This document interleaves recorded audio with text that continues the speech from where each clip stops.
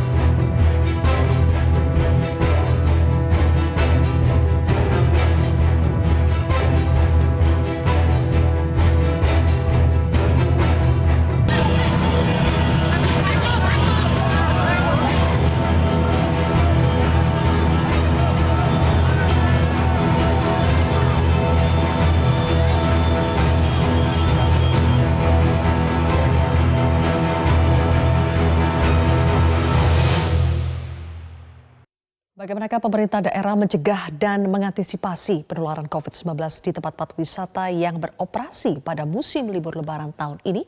Saya akan berbicara dengan Wakil Gubernur Jawa Barat, UU Ruzanul Ulum, dan Ketua Bidang Komunikasi Publik Satgas COVID-19, Heri Trianto.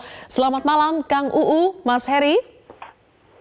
Selamat malam, Mbak Zilvia. Assalamualaikum. Minal aidin wal faizin, mohon maaf lahir dan batin, Kang UU, Mas Heri. Iya, mohon maaf lahir dan batin, Kang UU. Baik. Yes, oke. Saya ke Kang UU terlebih dahulu. Kang UU, sejumlah tempat wisata populer di Jawa Barat, ada Kebun Binatang Bandung, wisata air panas Ciater, dan juga kawasan Puncak dipadati pengunjung pada libur lebaran kali ini, Kang. Sudah dicekkan apakah masih dalam batas kapasitas yang diizinkan? Ya, sampai hari ini kita tetap menganjurkan dan menyampaikan kepada masyarakat, termasuk juga kepada para pengelola wisata, bekerjasama dengan para bupati dan kepala daerah yang lain, untuk memberikan pengertian dan ketegasan kepada para pengelola wisata, seandainya wilayah tersebut wisatanya dibuka. Tetapi kemarin, seminggu kemarin hasil evaluasi, tidak semua 27 kota kabupaten wisatanya dibuka. Ya. Misalnya Kabupaten Bandung Barat, kemudian juga Tasikmalaya, dan juga Majalengka. Tetapi kalau mereka yang dibuka, tetap jumlah pengunjung dibatasi.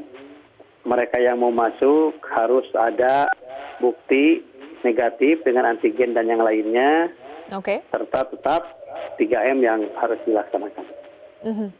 Oke, Kang UU, meski masih dalam batas kapasitas 50% pengunjung, nyatanya kerumunan dan juga pelanggaran protokol kesehatan lainnya masih terjadi, Kang UU. Ini kami sedang putarkan video, dari tadi kami putarkan video misalnya Kebun Binatang di Bandung. Memang masih dalam batas kapasitas 50%, tapi bisa dilihat ya, kerumunan manusia tetap saja terjadi. Nah, apakah tindak lanjut dari Pemprov Jawa Barat atas kerumunan yang masih saja terjadi di tempat-tempat wisata yang beroperasi? Sesuai dengan aturan yang berlaku, kalau mereka melanggar juklak juknis dan aturan yang telah ditentukan, maka tidak tertutup kemungkinan ada sanksi. Sanksinya berupa teguran ataupun tidak tertutup kemungkinan kalau memang itu fatal yang dilakukan, hasil daripada rapat nanti di saat pembahasan bisa saja ada pencabutan izin ataupun denda. Karena ini aturan sudah jelas. Karena itu saya berharap masyarakat dengan adanya di Metro TV hari ini, mungkin sebagian bisa mendengar, mohon dibantu. Karena pemerintah ini terbatas penglihatan, terbatas pendengaran. Justru kalau tidak dibantu oleh masyarakat, kami tidak akan maksimal dalam melaksanakan tugas ini. Tapi evaluasi dan sanksi akan diberikan di ujung setelah selesai masa libur lebaran ini atau bagaimana Kang? Karena ini kan masih beberapa hari nih masa libur lebaran, kalau dibiarkan terus terjadi tanpa ada evaluasi dan tindak lanjut saat itu juga ya kerumunan akan terus terjadi. Nah, kalau kerumunan ini tetap akan ditindaklanjuti, tidak menunggu nanti hasil rapat evaluasi. Tapi kalau sanksi nanti hasil rapat evaluasi hari Senin, kita akan masuk kembali di kantor, akan ada pembahasan mungkin, tetapi untuk waktu rapat ini kita serahkan kepada Pak Gubernur. Biasanya Pak Gubernur kalau ada hal yang insiden seperti ini segera dirapatkan tanpa melalui surat yang resmi, dengan telepon, dengan WA juga kami bisa hadir melaksanakan rapat itu. Artinya sekarang ada berita seperti ini, kami akan sampaikan kepada gugus tugas yang ada untuk ada tindak lanjuti. Seperti itu. Nggak bakal dibiarkan dengan kenyataan seperti ini. Sekarang tidak akan tidak. Baik, Mas Heri, banyak sindiran terhadap keputusan pemerintah dan juga Satgas COVID-19 yang tetap mengizinkan tempat-tempat wisata dibuka selama masa libur lebaran, padahal mudik sudah dilarang. Bahkan ada yang mengatakan guyon, mudik no, tapi wisata yes. Nah, bagaimana Satgas merespon kritik ketidakkonsistenan atas keputusan pemerintah dan Satgas dalam hal ini? Terima kasih Mbak Zilvia. Tentu saja kritik ini ya kita mendengarkan dan kita serap pertama itu. Kemudian yang kedua, sebenarnya kalau kita melihat sejumlah daerah sebenarnya juga sudah menjadi keputusan masing-masing kepala daerah untuk bagaimana mengoperasikan tempat wisata. Beberapa tadi disampaikan kau juga bahwa beberapa kabupaten kota juga menutup sama sekali seperti Bandung Barat. Di Jakarta juga demikian halnya, kapasitasnya dikurangi hingga 30% dan hanya berlaku untuk warga DKI. Saya rasa ini adalah cara-cara yang dilakukan gitu. Jadi kita juga harus melihat bahwa masyarakat ini yang sekarang ini bepergian ketika dalam masa pelarangan sebenarnya itu sangat tidak dianjurkan. Bahwa sekarang pembatasannya masih dilakukan, lebih baik banyak di rumah, tinggal di rumah karena memang laju penularan masih terjadi hingga hari ini. Oke. Mas Heri, meskipun ini sangat tergantung kepada keputusan masing-masing kepala daerah dan pembatasan-pembatasan sudah diberlakukan, tapi kan kita tahu bersama kenyataan di lapangan itu sangat sulit dikendalikan. Petugas-petugas di tempat wisata juga kurang dan tidak bisa 100% menjaga tingkah laku dari para pengunjung wisata. Nah, untuk yang seperti itu bagaimana Satgas melihatnya? Apakah memang harus ada langkah ekstra seperti penambahan petugas di masa libur lebaran ini? Atau misalnya setiap tempat wisata harus memberlakukan tes atau swab antigen, suratnya harus dibawa oleh pengunjung atau seperti apa? Iya, tadi di Jawa Barat saya rasa sudah sangat baik mensyaratkan pengunjung tempat wisata untuk menunjukkan diri dengan surat bebas COVID melalui tes antigen atau Ginos ataupun PCR. Jadi ini adalah sebuah upaya screening yang cukup bagus, selain kemudian pembatasan jumlah masyarakat atau jumlah pengunjung gitu. Kalau bisa dipesan secara online juga sangat lebih bagus lagi, karena itu benar-benar bisa dibatasi tanpa perlu ada kerumunan di loket. Tentu saja kami terus mengevaluasi dan meminta kepada Satgas daerah untuk memperbanyak petugas ya, yang untuk menjaga, untuk memastikan bahwa kerumunan itu tidak terjadi. Tetapi tahu sendiri Mbak Zilvia juga bahwa di masyarakat juga ada upaya-upaya untuk mengabaikan apapun keputusan dari pemerintah gitu kan. Di pemakaman misalnya sudah ditutup, dilarang gitu, tetapi di DKI sekarang masih ada yang memaksakan diri untuk bisa masuk gitu. Di Bogor juga demikian. Nah, ini yang memang tidak mudah itu mempersuasi masyarakat tentang pentingnya kenapa keputusan-keputusan itu diambil gitu. Seperti itu. Kalau tidak mudah mempersepsi, apakah memang harus diberikan sanksi tegas, Mas Heri? Saya rasa itu adalah pilihan ya, pilihan yang memang harus dilakukan karena dari hasil survei, kenapa masyarakat itu patuh, itu salah satu motivasi utama karena adanya sanksi. Baru kedua itu adalah mereka takut tertular COVID-19. Saya rasa ini harus dilakukan secara paralel antara mempersuasi masyarakat Ya. bagaimana agar tidak tertular dengan kemudian sanksi tadi yang dilakukan oleh Satgas maupun pemerintah daerah di tempat-tempat yang memungkinkan terjadinya kerumunan. Oke, kembali lagi tempat wisata mana yang buka itu tergantung pada kebijakan dari masing-masing kepala daerah. Kalau di Jawa Barat, Kang UU tadi mengatakan di Kabupaten Bandung Barat, Tasikmalaya, Majalengka, kebijakan yang diambil adalah menutup operasi tempat wisata selama masa libur Lebaran ini. Tapi di kota kabupaten lainnya berbeda lagi, ada yang tetap beroperasi. Apa yang menyebabkan dan dasar apa yang diambil sebagai landasan untuk tetap membuka atau menutup tempat wisata tertentu? Boleh dijawab nanti Kang UU, tapi kita harus jeda terlebih dahulu. Pemirsa, Prime Talk akan kembali usai jeda.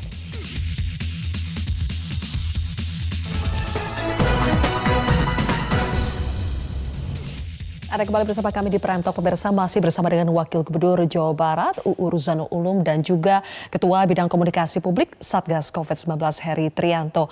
Kang UU, tidak semua tempat wisata di Provinsi Jawa Barat itu beroperasi. Tergantung kebijakan dari masing-masing bupati dan juga wali kota. Kenapa bisa berbeda-beda? Apa dasar pertimbangannya? Yang pertama, ini Jawa Barat situasi dan kondisi masing-masing kabupaten kota ini berbeda. Kalau keputusan setelah diambil oleh Pak Gubernur, takut tidak pas sesuai dengan situasi dan kondisi. Para bupati dan wali kota ataupun kepala daerah lebih tahu. Jadi kita menyerahkan seperti halnya kami diberikan kewenangan oleh pemerintah pusat untuk membuat kebijakan-kebijakan. Kami pun diturunkan kewenangan ini kepada mereka sehingga lebih pas lagi tentang keputusan kepala daerah ini. Yang kedua juga, kenapa ini ada yang dibuka tentang kesehatan, tentang adanya tempat wisata, sementara mudik dilarang. Ini juga harus memahami seluruh masyarakat bahwa kebijakan pemerintah tidak ditinjau dari satu pandang, satu dimensi saja. Tetapi ada beberapa dimensi yang menjadi pertimbangan. Termasuk mungkin di situ ada dimensi ekonomi, dimensi sosial, dimensi kesehatan, dan juga ada juga dimensi politik. Tidak bisa dilepaskan, kita jabatan politik ya. Nah, jadi kadang-kadang di satu sisi pas menurut kesehatan, tidak pas menurut ekonomi. Pas menurut ekonomi, tidak pas. Tapi mudah-mudahan ini semua diambil kebijakan yang tidak terlalu dampak negatif terhadap dimensi-dimensi lain. Makanya seperti itu adanya. Ada banyak pertimbangan dari berbagai dimensi dan juga sudut pandang, Mas Heri. Kalau dari Satgas sebetulnya rekomendasinya seperti apa sih? Apakah basisnya adalah zonasi? Kalau zonasi merah sudah pasti otomatis rekomendasinya adalah ditutup tempat wisatanya. Tapi kalau oranye atau kuning, hijau itu masih bisa dibuka dengan pembatasan-pembatasan tertentu. Apakah berdasarkan zonasi atau keputusan, kembali lagi, keputusan kepala daerah? Acuan besarnya adalah zonasi. Kalau merah memang harus ditutup dan itu dilakukan oleh pemerintah daerah. Dan memang Satgas memberikan keputusan otoritas untuk menentukan ditutup atau dibuka atau mengurangi memang benar-benar dilakukan oleh daerah. Karena apapun sekarang yang melakukan kontrol terhadap kebijakan-kebijakan di Satgas pusat itu adalah pemerintah daerah ya, kabupaten kota. Jadi kalau keputusannya itu dari bawah gitu ya, dari bottom kayak gitu, itu mereka akan dianggap lebih bertanggung jawab untuk melaksanakannya. Itu yang pertama. Kemudian yang kedua, Mbak Zilvia, di Jawa ini memang dalam 2 atau 1 bulan terakhir ini mengalami penurunan signifikan gitu ya dalam hal penularan kasus. Kendati juga secara nasional juga mengalami penurunan. Tetapi kalau kita lihat secara keseluruhan, ini ada kenaikan kasus yang sangat signifikan di Sumatera. Makanya di Sumatera dilakukan pengetatan yang lebih jauh gitu ya, agar tidak terjadi kasus ini seperti kata Pak Doni Monardo seperti pingpong gitu ya, bolak-balik. Jadi upaya-upaya itu juga dilakukan. Jadi bagaimana ini yang perlu diingatkan bahwa masa pembatasan sosial itu masih berlaku, kemudian pelarangan mudik itu juga masih berlaku sampai tanggal 17 nanti. Jadi masyarakat itu harus tetap lebih banyak ada di rumah dibandingkan untuk keluar, bepergian, berwisata, atau kemudian mudik lokal juga dilarang. Ini yang harus kita masyarakat bisa perhatikan dan pahami ya bahwa Oke. mereka ini memang sedang dalam pembatasan kegiatan masyarakat. Baik, memang ada penurunan yang bisa dikatakan cukup menggembirakan, cukup signifikan yang terjadi di wilayah Jawa, termasuk di Jawa Barat. Kang Uu, bagaimana pemerintah Provinsi Jawa Barat menjaga kabar baik ini, tingkat penularan kasus COVID-19 yang semakin turun, okupansi rumah sakit di Jawa Barat juga semakin turun. Terakhir di Februari sekitar 58% okupansi rumah sakit ya. Tapi ini kan kita harus waspada, pasca libur lebaran biasanya trennya adalah meningkat lagi kasusnya. Apa langkah antisipasi yang akan dilakukan oleh Pemprov Jawa Barat? Ya langkahnya bukan akan, tapi sudah, yaitu memberikan pemahaman terhadap masyarakat melalui kepala daerah. Kemarin Pak Gubernur rapat dengan seluruh Forkopimda Provinsi Jawa Barat dan para bupati wali kota serta Forkopimda kabupaten kotanya. Penguatan tentang hal ini. Kemudian juga tetap memberikan pemahaman terhadap masyarakat. Karena saya juga masih heran kenapa masyarakat masih ada yang tidak percaya tentang adanya corona. Saya juga heran ini, padahal sudah jelas kita lihat seperti ini adanya. Artinya tetap memberikan pengertian kepada masyarakat tentang apa yang menjadi ikhtiar-ikhtiar kita. PHBS, 3M ataupun 5M, termasuk juga kemarin ada itu dan yang lain, termasuk hari ini. Dan juga saya memberikan pengertian kepada masyarakat bahwa mencegah kemadaratan itu lebih baik daripada mengambil kemaslahatan. Maslahat memang adanya adanya silaturahmi menurut agama baik, tapi kan madaratnya COVID-19. Gitu. Oke. Memberikan pengertian, tapi kalau masyarakatnya tetap tidak mengerti, pencegahannya juga sudah tidak bisa dilakukan lagi karena masa libur lebarannya sudah lewat, lonjakan kasus terjadi. Skenario konkret yang disiapkan oleh pemerintah Provinsi Jawa Barat seperti apa, Kang Uu? Ya, kita kan sudah biasa untuk ada lonjakan-lonjakan, bukan berarti kami menantang ya. Tetapi kan sekarang penanganan sudah di tingkat kelurahan, sudah di tingkat desa. Artinya insan-insan kesehatan dan satgas di kami sudah profesional dalam menangani hal semacam itu. Pertama yaitu kesigapan, kalau ada langsung ditindaklanjuti, tidak dibiarkan. Yang kedua juga pemantauan terus dan juga pengetesan juga tidak berhenti. Ada 3 benteng yang dilaksanakan oleh pemerintah Provinsi Jawa Barat untuk mengantisipasi pasca lebaran ini. Dan kami yakin dengan situasi seperti ini tidak akan ada lonjakan. Mudah-mudahan kita berdoa semuanya. Mudah-mudahan. Oke, terakhir Mas Heri, tetap saja antisipasi harus dilakukan. Skenario yang direkomendasikan atau yang sudah disiapkan oleh Satgas COVID-19 jika terjadi lonjakan kasus signifikan pasca libur lebaran apa?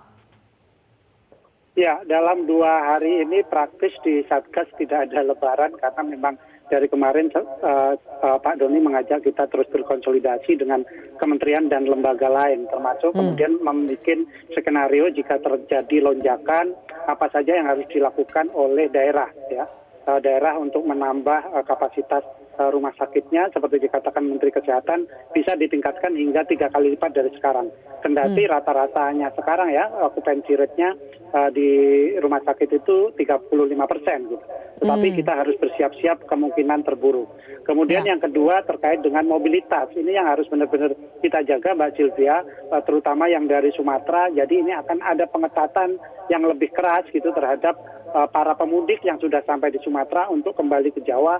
Itu dilakukan screening yang lebih ketat lagi. Mereka harus semua lolos tes antigen, baru kemudian diperkenankan untuk melanjutkan perjalanan. Demikian. Oke. Baik, terima kasih Mas Heri Trianto dan juga Kang Uu Ruzanul Ulum telah bergabung bersama kami di Prime Talk hari ini. Pemirsa, kami masih akan kembali dengan informasi pemudik yang melakukan perjalanan